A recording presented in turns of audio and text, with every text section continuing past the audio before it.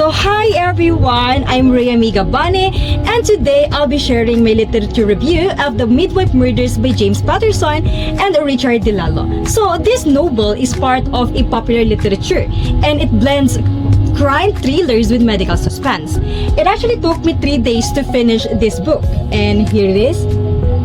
So I couldn't put it down because every chapter ended with that feeling of, wait, what happens next? Alright, but before I dive deeper into the story, let's start with a quick look at what popular literature really means. Are you guys ready? Alright, let's dive into it. Alright, so popular literature is basically the kind of books people love to read for enjoyment. They are fast-paced, entertaining, and they often reflect everyday life or cultural trends.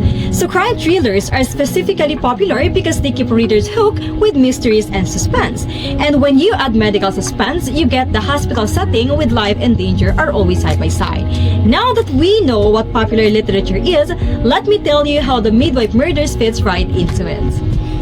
So, the novel is set in New York City, mostly inside Manhattan University. So, imagine this, a place where babies are supposed to be born safely suddenly becomes a place of fear because mothers and newborns start disappearing. So, at the center of the story is Lucy Rayuan, a senior midwife.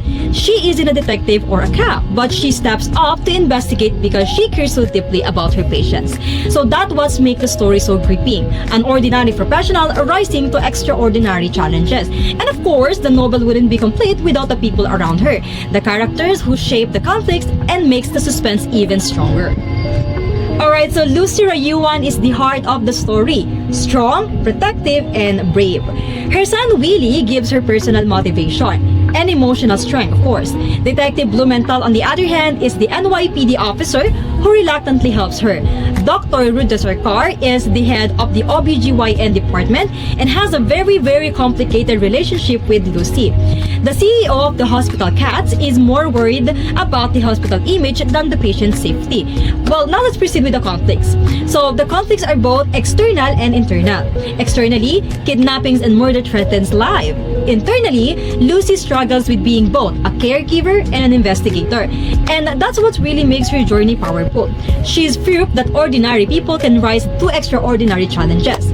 So now that we've met the characters and conflicts, let's walk through the elements of the plot to see how the story unfolds. So the plot follows the classic structure. Exposition, we are introduced to Lucy and the hospital's environment, a place that should symbolize safety and life.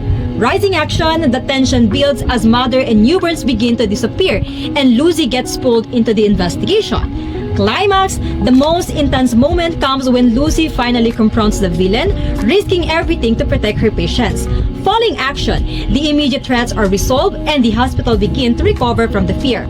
Last is the resolution. So Lucy reaffirms her courage and her vocation as a midwife, showing that ordinary professionals can become heroes when systems fail. So this plot structure keeps the story fast-paced and suspenseful while also highlighting Lucy's personal growth. So this book is a mix of crime thriller and medical suspense. On the crime thriller side, you've got kidnappings, murders, investigation, and the tension of chasing a hidden villain. On the medical suspense side, you see hospitals' routines, clinical details, and Lucy using her midwife skills to notice things others miss. That combination makes the novel unique. It's not just about solving a crime, it's about how everyday skills can become a powerful tools in extraordinary situations. And beyond the genre, what really makes the story meaningful are its themes and symbols. So the novel explored themes that really stayed with me. Motherhood and vulnerability because moms and babies represent innocence and hope. Duty and courage because Lucy shows strength even when she's scared.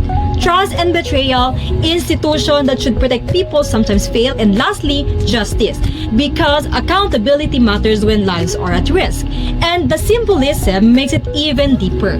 The hospital is supposed to be safe, but here it becomes dangerous.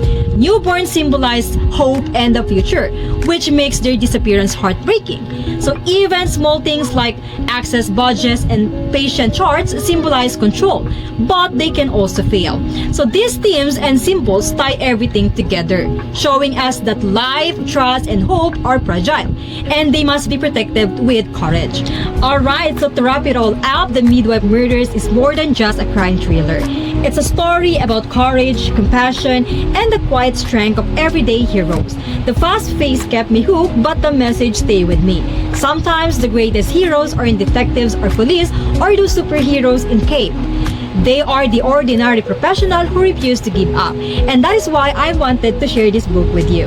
So that is all. Thank you so much for listening to my presentation.